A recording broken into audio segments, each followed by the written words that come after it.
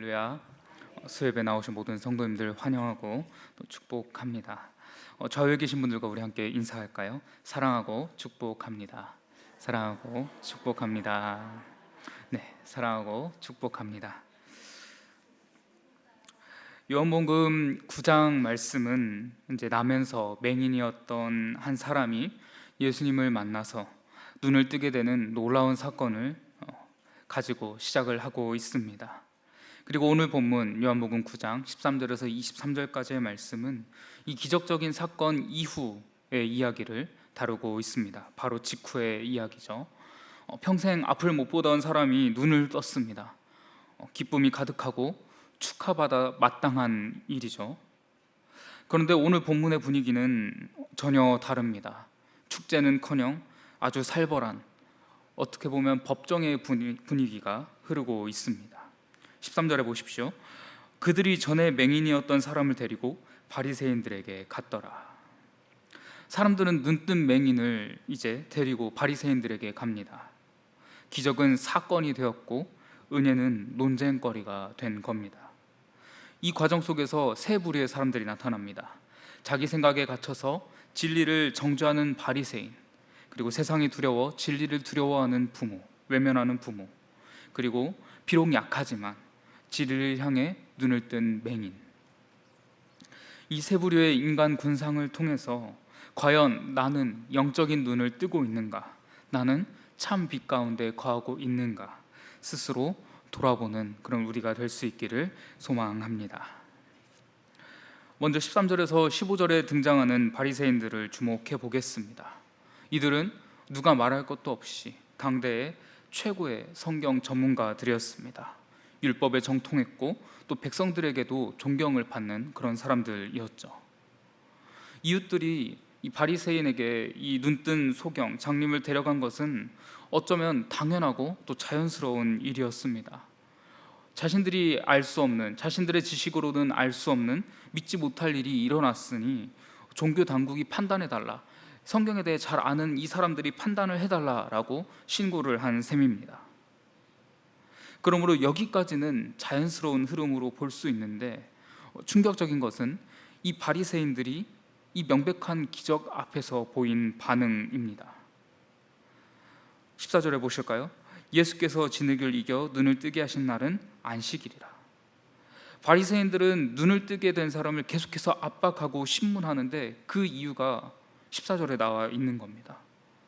그들에게 문제는 사람이 살았다, 사람이 치유받았다가 아닙니다.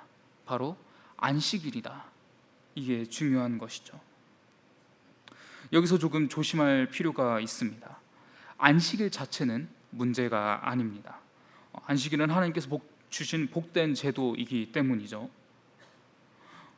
문제는 안식일을 해석하는 그들의 방식입니다. 바리새인들의 율법 해석에 따르면 안식일에는 일을 하면 안 됩니다. 여기까지는 주님의 날인데 그럴 수 있지라고 생각하실지도 모르겠습니다. 그러나 이들이 정해놓은 이 안식일을 거룩하게 지키기 위한 세부적인 율법의 범위는 생각보다 상상 이상입니다. 이 눈먼 맹인을 고치시기 위해서 예수님께서 하신 일이 무엇입니까? 땅에 침을 뱉어 진흙을 이기셨습니다. 뒤섞어서 진흙의 상태로 만드신 거죠. 이 행위는 반죽하는 노동이 됩니다. 또 병에 있어서도 선천적으로 눈이 안 보였던 것은 죽을 병이 아니기 때문에 이 죽을 병이 아닌 병을 고쳤다라는 뜻에서 의료행위, 즉 노동이 됩니다. 그들의 논리는 단순합니다. 16절 상반절을 보십시오. 바리새인 중에 어떤 사람은 말하되 이 사람의 안식일을 지키지 아니하니 하나님께로부터 온 자가 아니라 하며, 즉 이 바리새인들의 논리를 3단 논법으로 표현하면 이렇습니다. 하나님의 사람이라면 율법을 지켜야 한다. 예수는 안식일을 어겼다. 안식일법을 어겼다. 그러므로 예수는 하나님께로부터 온 자가 아니다. 성도 여러분, 얼마나 무섭습니까? 지금 그들의 눈앞에는 태어날 때부터 앞을 못 보던 사람, 태어날 때부터 장님이었던 사람이 멀쩡하게 눈을 뜨고서 세상을 바라보면서 서 있습니다. 하나님의 권능이 그들 앞에 나타난 것이죠. 그런데 하나님의 그 역사하심은 보지 않고 자기들이 만들어 놓은 규정만 보고 있습니다.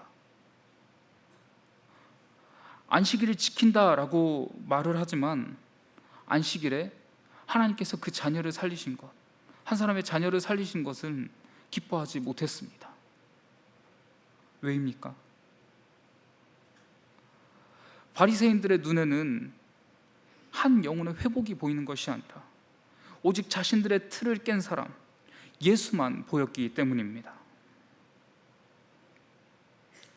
잘 알려진 신학자 칼빈은 인간의 마음을 가리켜서 이렇게 표현을 했습니다. 우상을 만들어내는 공장이다.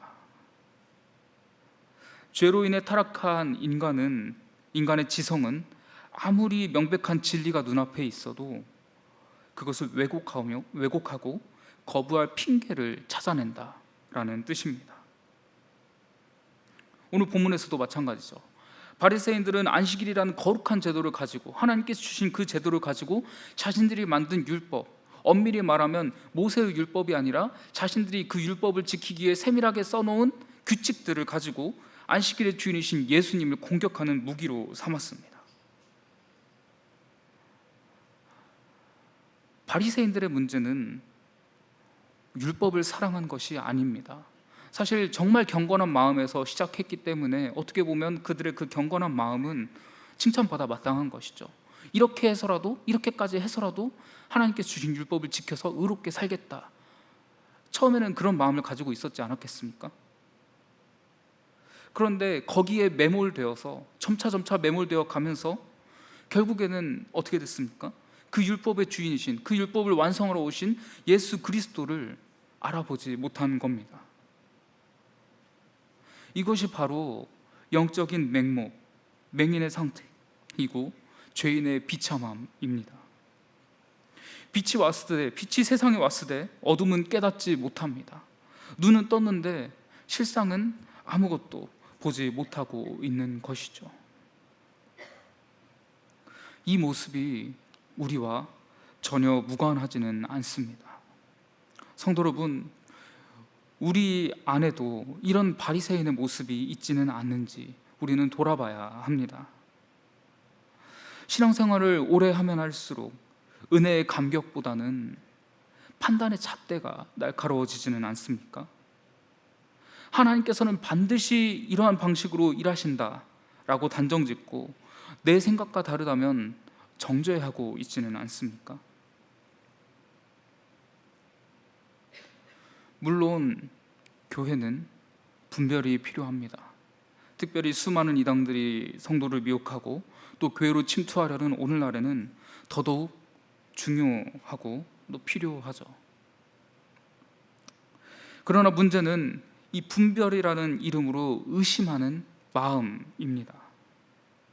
말씀으로 분별하는 것이 아니라, 우리에게 주어진 이 진리를 가지고 분별하는 것이 아니라 내 신앙의 경험, 내게 익숙한 관습, 또 내가 가진 좁은 지식으로 판단해 버리는 것.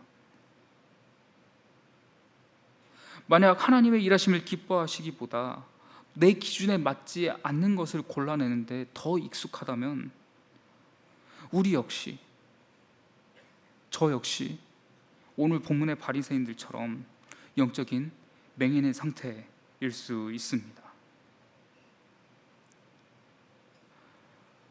고집과 편견이라는 눈꺼풀이 벗겨지고 오직 하나님의 자비만을 바라보는 그런 은혜의 역사가 우리에게 있게 해달라고 간구하는 오늘 이 예배 시간이 될 수 있기를 바랍니다. 다음 단락으로 넘어가서 이제 16절에서는 바리새인들이 의견이 갈리게 됩니다. 이제 한쪽은 안식일을 어겼으니 하나님께로부터 온 자가 아니다라고 주장을 하고, 다른 한쪽은 그러면 죄인이 어떻게 이런 기적을 행하겠느냐라고 반박을 합니다. 스스로 자기들끼리 결론을 못 내리자 이제 바리새인들은 당사자에게로 화살을 돌립니다. 17절에 보시면 이에 맹인되었던 자에게 다시 묻되 그 사람이 내 눈을 뜨게 하였으니 너는 그를 어떠한 사람이라 하느냐? 대답하되 선지자니이다 하니. 바리새인들의 의도는 뻔합니다. 너도 그를 죄인이라고 말해라. 그가 안식일 어긴 것을 비난해라. 이런 압박입니다. 하지만 이 사람은 주저하지 않고 대답합니다. 선지자니이다. 물론 이 대답은 아직 온전한 신앙 고백이라고 볼 수는 없습니다. 예수를 그리스도라 시인하고 하나님의 아들이심을 고백하는 그런 신앙 고백에는 미치지는 못하죠. 하지만 그는 자신이 안 범위 내에서 최고의 고백을 지금 드리고 있습니다. 선지자니이다. 하나님께로부터 오지 않고서는 이런 일을 할 수가 없습니다 라고 고백한 겁니다. 9장 11절에서 그는 예수님을 그냥 그 사람이라고 불렀습니다. 그런데 여기 오늘 본문 9장 17절에서는 선지자, 하나님께로부터 온 자라고 합니다. 그리고 이 9장 끝 38절에 가면 그는 이제 주여 내가 믿나이다 라고 엎드려 경배하게 됩니다.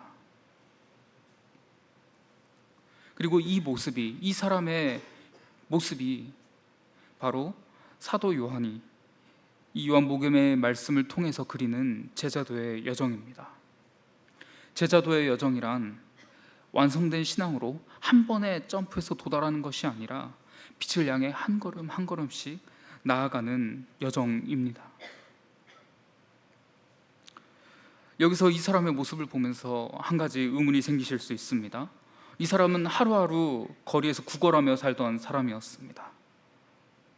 율법도 몰랐고 또 성경 교육도 받지 못했습니다.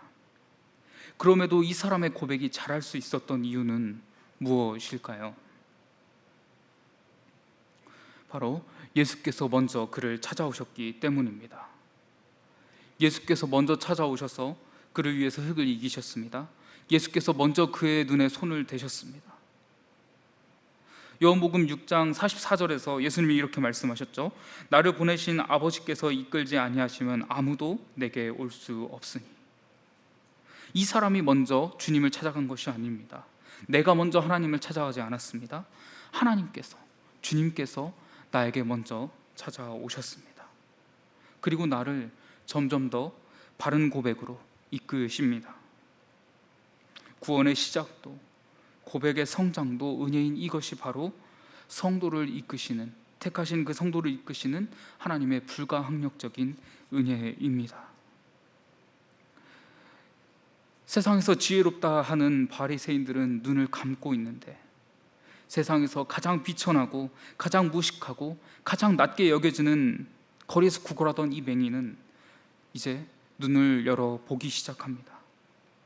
하나님은 세상의 미련한 것들을 택하사 지혜 있는 자들을 부끄럽게 하십니다. 성도 여러분, 신앙은 복잡한 논리가 아닙니다. 내가 전에는 보지 못했으나 이제는 내가 봅니다 라는 정직한 고백입니다. 세상에 아무리 예수님을 공격하고 아무리 교회를 비난해도 내 삶에 찾아오셔서 나를 살리신 그 주님을 만난 사람은 결코 흔들리지 않습니다. 본문의 마지막 단락으로 넘어가겠습니다. 18절 상반절은 오늘 본문의 중심을 아주 날카롭게 지적하고 있습니다. 18절 상반절에 유대인들이 그가 맹인으로 있다가 보게 된 것을 믿지 아니하고, 그들은 믿지 않았습니다. 증거가 부족해서가 아닙니다. 당사자가 눈앞에 서 있고 또 그 사람이 실제로 눈을 떠서 자신의 눈으로 보고 있는 것을 확인했습니다. 또 그의 부모도 확인해 줍니다. 날 때부터 맹인이었던 것을 또 그가 눈을 실제로 뜨게 되었음을, 사실관계는 충분합니다. 그런데 믿지 않습니다. 여러분, 이것이 바로 죄가 무서운 이유입니다. 죄는 이토록 무섭습니다. 단지 죄는 행동을 어지럽히고 마음을 더럽히는 정도에서 끝내지 않습니다. 죄는 판단과 인식까지 전부 비틀어 놓습니다. 사람을 전적으로 부패시켜 버리는 것이죠. 전적인 부패는 사람이 항상 모든 면에서 가장 악하게 행동하게 하는 게 아닙니다. 인간의 전 존재, 즉 생각과 의지와 감정과 판단까지 죄의 오염 아래 있다라는 뜻입니다. 그래서 사람은 하나님 앞에서 굽히기 싫으면 눈앞의 사실조차, 보이는 사실조차 다르게 해석을 해버리는 겁니다. 보십시오. 그래서 이 유대인들이 어떻게 합니까? 18절 상반절에 유대인들이 그가 맹인으로 있다가 보게 된 것을 믿지 아니하고, 자기들 기준으로 하나님을 재단하고 자기들 기준에 맞지 않으니, 또 믿고 싶지 않으니 하나님께로부터 온 자가 아니다 라고 단정을 지어버립니다.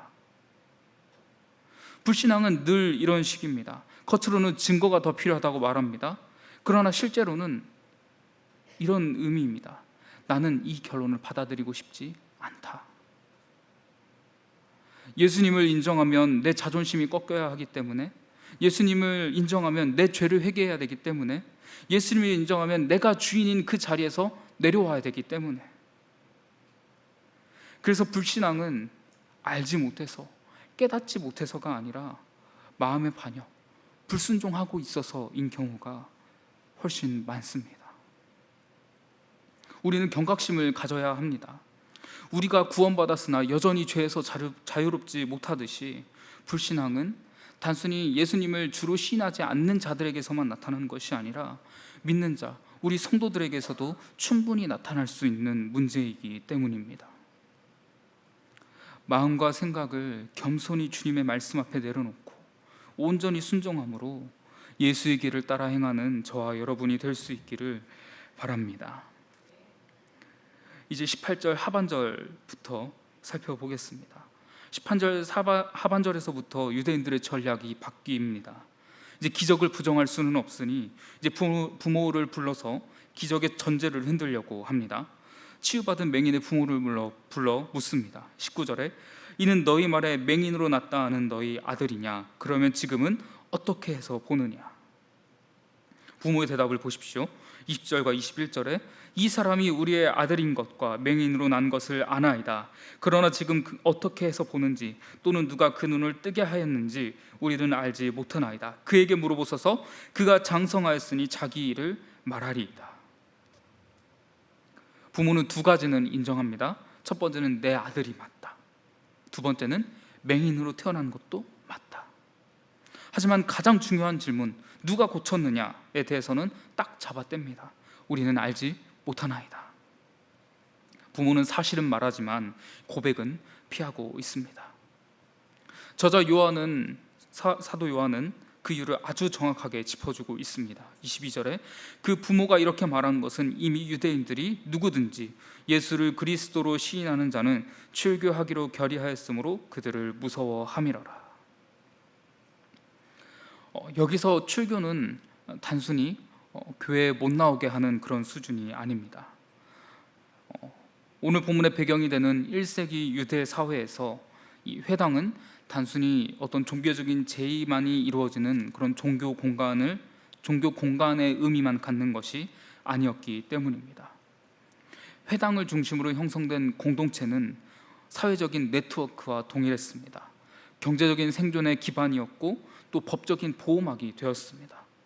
그러므로 출교는 종교적인 추방이면서 또 동시에 사회적인 사망 선고나 마찬가지였습니다.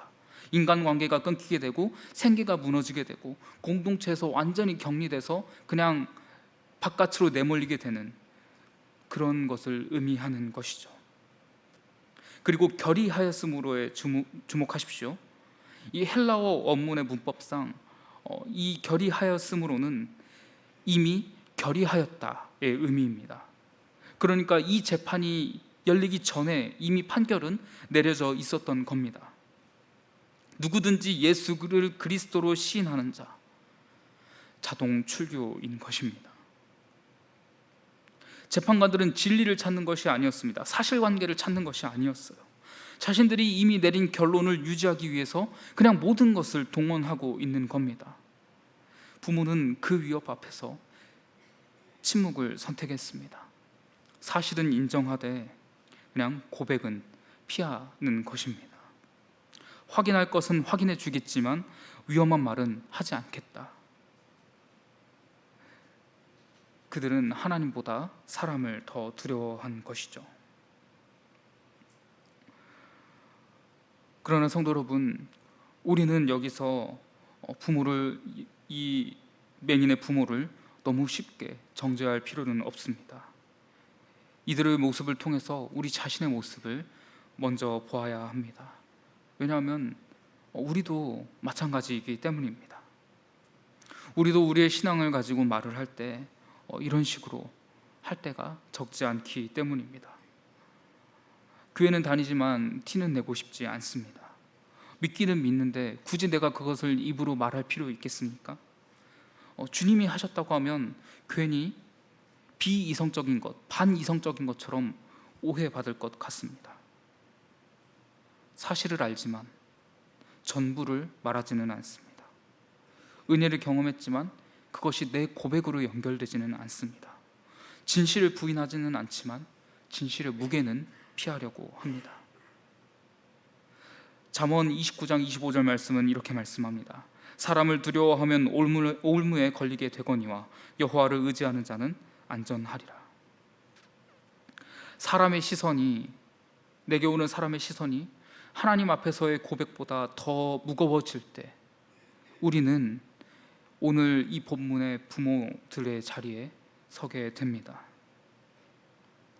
사랑하는 성도 여러분, 예수님을 그리스도로 시인하는 일은 언제나 대가가 있습니다. 이전에도 그래왔고 오늘날에도 그렇고 앞으로도 그럴 것입니다. 그리고 그 대가를 감당하게 하는 힘은 내 성격, 내 용기, 내 힘, 내 배경, 나의 모든 것이 아닙니다. 오직 그리스도의 은혜와 성령의 담대함입니다. 세상은 출교시킵니다. 하지만 예수님은 출교당하고 그 버림받은 자를 찾아오십니다. 오늘 본문 요한복음 9장 후반부를 보면 사람들은 결국에는 이 눈뜬 맹인, 치유받은 이 사람을 회당에서 내쫓습니다. 공동체에서 출교시킵니다. 그런데 예수님께서 그를 찾아오셔서 만나 주십니다. 세상은 버렸지만 주님은 영접하십니다. 우리가 가져야 될 자세는 사람의 눈치를 최종 판결로 두는 것이 아니라 주님의 판결을 붙드는 것입니다. 말씀을 정리하겠습니다. 사랑하는 성도 여러분, 오늘 본문은 그냥 기적 이야기로만 끝나지 않습니다. 기적 후에 드러나는 것은 사람들의 마음입니다. 은혜의 산실은 단순했지만 어떠한 종교의 권력, 사회, 사람들은 해석을 통제하려고 했습니다. 표적이 있었지만 불신은 더 완고해졌습니다. 진리를 아는 부모들도 두려움 때문에 고백을 피했습니다. 여러분은 누구의 모습으로 사시겠습니까? 세상은 우리를 계속해서 위협합니다. 예수 믿는 티를 내지 마. 그러면 손해볼 거야. 튀게 행동하지 말고 그냥 조용히 살아. 그러나 주님은 우리에게 분명하게 말씀하십니다. 두려워하지 말라, 내가 세상을 이기었노라. 삶의 현장에서 오늘 본문의 이 눈뜬 맹인처럼 고백하실 수 있기를 바랍니다. 나는 잘 모릅니다. 하지만 이것 하나는 압니다. 내가 전에는 어둠이었지만 예수님을 만나 빛을 보았습니다. 그분이 내 인생의 주인이십니다. 담대함으로 진리를 시인할 때 세상이 여러분을 밀어낼 수 있습니다. 그럴지라도 주님은 여러분을 찾아와 더 깊은 은혜로 안아주십니다. 바라기는 두려움 너머에 계신 주님을 바라보면서 세상이 감당할 수 없는 믿음의 사람으로 승리하시는 여러분 되시기를 주님의 이름으로 소망합니다.